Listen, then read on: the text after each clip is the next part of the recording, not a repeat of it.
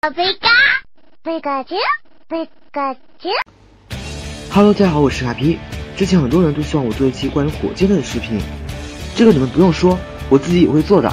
毕竟火箭队可是神奇宝贝里的主心骨啊，一直有不少粉丝是喜欢他们的。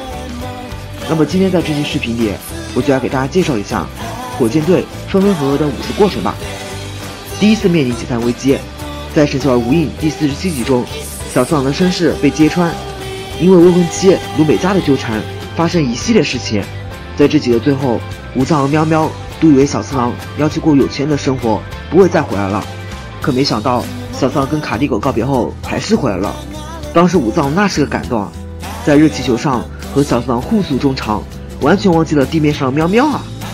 第二次喵喵离开，在神奇宝贝无印第92集里，火箭队又跟往常一样被小气火打飞。不过这次呢，喵喵要慢一步，他被打飞到一座岛上。这座岛上一直流传着一个这样的传说，在白色满月夜晚出现的喵喵是幸福的喵喵大人，可以给人带来幸福，所以喵一来到这里就被当作神一样供奉了起来。而这个时候喵喵会说人话的技能，更加让人坚定了他就是传说中的喵喵大人。于是喵喵就顺理成章的在这个岛上吃好的睡好的，还有美女服务，喵喵感到了浓浓的幸福感。而这个时候小智我来到这个岛屿，喵喵非常害怕自己的身份暴露，所以赶紧命令岛上的人将他们全部赶走。小智我感到一脸懵逼。然而刚刚赶走小智，武藏和小次郎又来了。喵喵这个时候陷入了艰难的抉择中，但是为了自己的幸福，喵喵还是假装不认识武藏和小次郎，并将他们驱逐出了岛屿。然而幸福的日子没过多久，这个岛上的族长就要举行幸福的仪式了。这个仪式就是让喵喵使出聚宝弓，让大家一起在旁边捡钱。可是我们都知道喵是不可能学会这个技能的，无奈之下，这个老人认为喵大人只是缺少经验，需要通过对战来让他学会。于是喵接下来就是各种被虐，武藏和小次郎在旁边都看不下去了，于是决定帮助喵。他们的方式就是从暗处里不停地扔金币，哦不对，是扔银币，来制造喵学会聚宝弓的假象。这一说是，这都是武藏和小次郎辛辛苦苦积累下来的钱啊，为了喵全拿出去了。喵本来以为自己真的学会了，可是当看到那个瓶盖后，瞬间就知道是怎么回事啊。于是喵的泪水瞬间就崩了出来，哭着去找他们。武藏和小次郎堵在旁边，喵以为再也找不到他们了，就开始了一段自己的内心独白，最后还号召岛上的人们通过自己的努力去寻找幸福。武藏和小次郎一直在旁边听着，也就原谅了喵。最后喵再次回到了鲤鱼王舰艇上，这段故事也就结束了。第3次解散，在神奇宝贝 A 级第176集中，因为一次非常低级的失误，龙泽锁没锁好，导致辛苦抓到皮卡丘跑了出来。任务失败后，3人就互相推脱责任，尤其是武藏一直在说小次郎和喵的不好，甚至对喵说如果自己的合作伙伴是猫老大就好了。这话一说出口，喵就真的生气了，于是3人决定解散。在这一集里，亚马多和小三郎也再次登场了，他们这次假借神奇宝贝对战之名，帮许多训练家管理精灵球。小次郎武藏也刚好出现在了那里，而亚马多也刚好路过，可能是很长一段时间没见面了。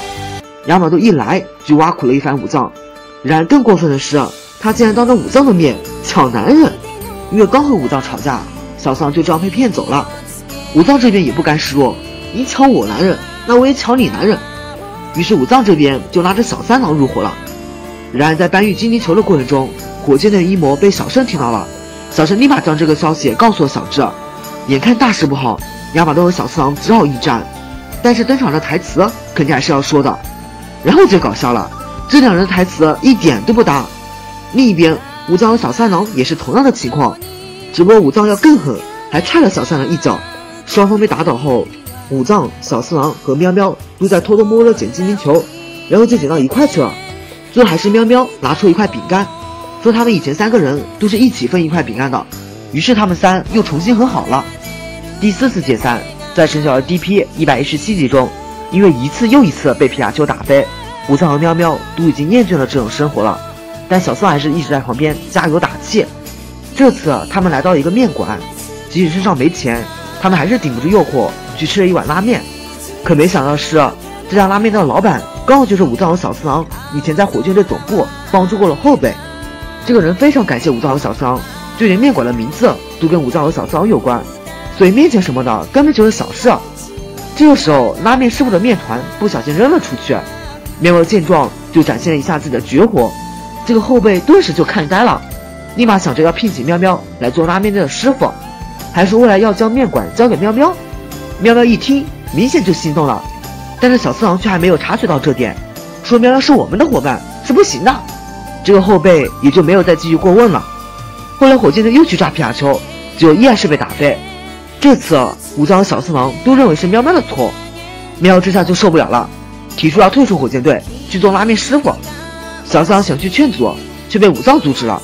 思考了不久后，武藏也向小次郎提出要退出火箭队，说自己想要成为顶尖的协调训练家，还要小次郎赶紧回家去继承家业。这下火箭队就只剩下了小次郎一人。但小次郎还是不死心，为了挽回武藏和喵喵，小次郎决定一个人去抓稀有的巨精怪。小次郎认为抓到巨精怪后，老大一定会给他们升官，武藏和喵喵到时候自然就回来了。这个时候，武藏从2个路人口中得知了小次郎要去抓巨精怪的消息，便想着要去通知喵喵，结果还没说出口就被喵喵白了一眼。但武藏也能明白喵喵的心思，也就没有说什么。他先赶过来帮小次郎，小次郎一开始还逞强，后来眼泪一下子就崩了出来。与此同时，另一边又是通过这2个路人，喵喵知道了巨精怪的事情，便也赶过来帮忙了。在热气球上，喵喵再次请求小次郎让自己加入火箭队，于是这3人又合体了。尽管最后还是没有收不到这只稀有的巨精怪，但伙伴在身边就是最开心的事情啊。第5次解散，在神庙 XY 第63集中，又是因为被小智火打飞，武藏遇见了怀特医生。武藏可以说是对他一见钟情，伤势好了之后便一直待在他身边做事。武藏也慢慢习惯了这样的生活，并幻想着以后能和怀特医生结婚。可是好景不长，小智火来到这里后，武藏的身份就暴露了。武藏请求小智火千万不要告诉怀特医生，并表达自己想和怀特医生在一起的想法。而这些话恰好被小次郎喵喵听到了，喵认为武藏这是在做梦，要赶紧让他醒过来。而小次郎却拉住了喵喵，认为如果这样对武藏是幸福的话，那就让他走吧。可是没过多久，小次郎和喵喵就遇上了神小的猎人，喵因为会说人话，还被这个猎人看上了。小次郎战败后，由于不希望武藏掺和进来，无奈之下就只好去请求小智火帮忙。可是武藏在墙背后已经听到了，这个猎人的超甲狂袭相当强悍，小智的皮卡丘和沙地大沿海湖一起上都不是对手。而另一边，武藏也知道了怀特医生真正喜欢的人，于是就向鬼安文告别。武藏过来后，小次郎喵喵一开始是反对的，但最后眼泪还是很诚实的流了出来。但是武藏来了也没有什么卵用，照样不是神小的猎人对手。正到超甲狂袭要使出大招干掉火箭队的时候，果神帅气登场，直接将对方的大招给反弹了回去，于是战局立马就扭转过来，火箭队也就这样打败了神小的猎人。由此可见，果神真的是相当不简单啊。好了，以上就是火箭队分分合合的5次过程了。看了这么多年的神奇宝贝，其实火箭队这3人完全可以拥有幸福的生活。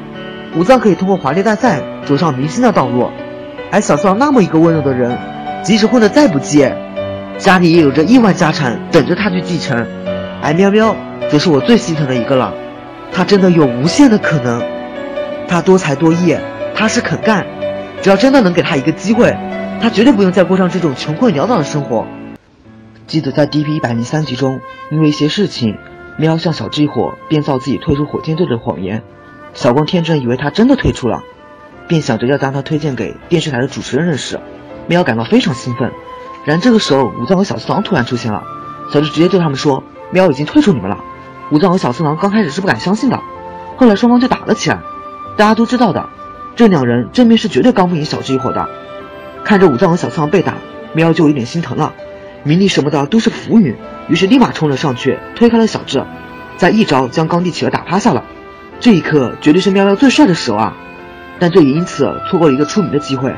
如果真的按照小光说的那样话，喵绝对能一炮而红。但这也只是想想，现在想来，火箭队3人真舍弃了太多了，只因为一个共同的目标，他们聚集在了一起，从此不离不弃。虽然神教王的主角并不是他们，但他们却永远是其中的灵魂角色。好了，今天分享就到这了，喜欢的就请收藏一下。我是卡皮，咱们下期见。